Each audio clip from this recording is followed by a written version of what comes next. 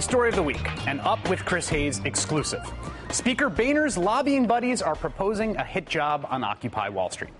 This week, here at Up, we obtained a memo written for the American Bankers Association that lays out a plan for a nearly $1 million campaign against Occupy Wall Street and any politicians who might express sympathy for Occupy Wall Street, including specific Democratic politicians in contested races.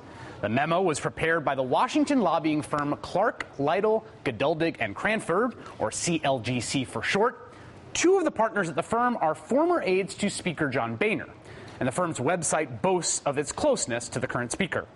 Prepared as a pitch document for the American Bankers Association, a client of CLGC, the memo lays out the political threat Occupy Wall Street poses for the banks and their sworn defenders in the Republican Party. Democratic victories in 2012, the authors write, would mean more than just short-term political discomfort for Wall Street firms. It has the potential to have very long-lasting political, policy, and financial impacts on the companies in the center of the bullseye. So here we have, in black and white, former Boehner aides who now lobby for Wall Street, admitting Democrats will be tougher on Wall Street, and they also admit that Occupy Wall Street and emboldened Democrats might push Republicans to distance themselves from Wall Street's bigger firms. The bigger concern, in the words of the memo's authors, quote, should be that Republicans will no longer defend Wall Street companies. In order to head off this terrifying eventuality, the memo proposes a program of opposition research on Occupy Wall Street activists, which, quote, will also identify opportunities to construct fact-based negative narratives of the OWS for high-impact media placement to expose the backers. They admit that individual companies under threat by OWS and its adoption by Democrats likely will not be the best spokespeople for their own cause because, well, everyone hates the bankers. So the former Boehner aides who now lobby for Wall Street sketch out a strategy of deploying proxies to shill for Wall Street and against Occupy without the public knowing. The former Boehner aides also urge big banks to punish politicians who target them early on in order to send a message. Quote, a big challenge is to demonstrate that these companies still have political strength and that making them a political target will carry a severe political cost. And they say that a strong media placement early in a transition to adopt the OWS movement will send a powerful signal about the risks of carrying that through. One goal of this campaign, the former Boehner aides turned Wall Street lobbyists write, is to, quote, provide cover for political figures who defend the industry.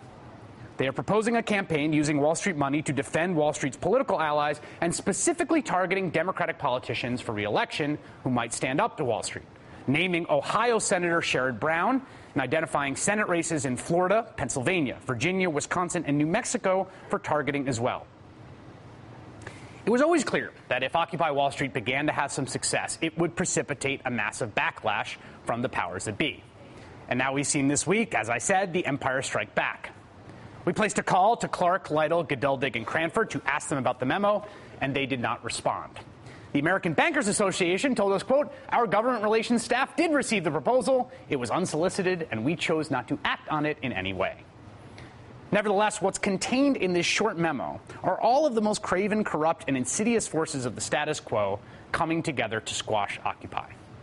In fact, the document represents just about everything wrong with America in 4 short pages. We have a lobbying firm whose webpage glowingly advertises that Sam Geduldig, a former Boehner staffer, quote, knows how to kill legislative threats to his clients, drawing up a battle plan for the financial industry and its 1% members to use their deep pockets to attack the Occupy movement and protect the bank's financial interests by creating, quote, political cover for bank-friendly policies. And while doing this, they would, of course, have the help and connections of fellow partner Jay Cranford, who just a few short months ago was working as a policy aide to Speaker Boehner. Here's the thing to consider. This is the most important point. This is just one memo from one firm that we just happened to get our hands on. Think for a moment of how many similar documents are floating around out there, how much money and power is being amassed to make sure that Occupy Wall Street is just a brief fad, a quirky cultural moment we'll all vaguely recall years hence. That's if the 1% get their way. We'll post the memo on our website, up.msnbc.com, after the program's over. I'll be talking about this story on Weekends with Alex Witt right after the program. And on Up tomorrow, Senator Sherrod Brown joins us to respond to the plan.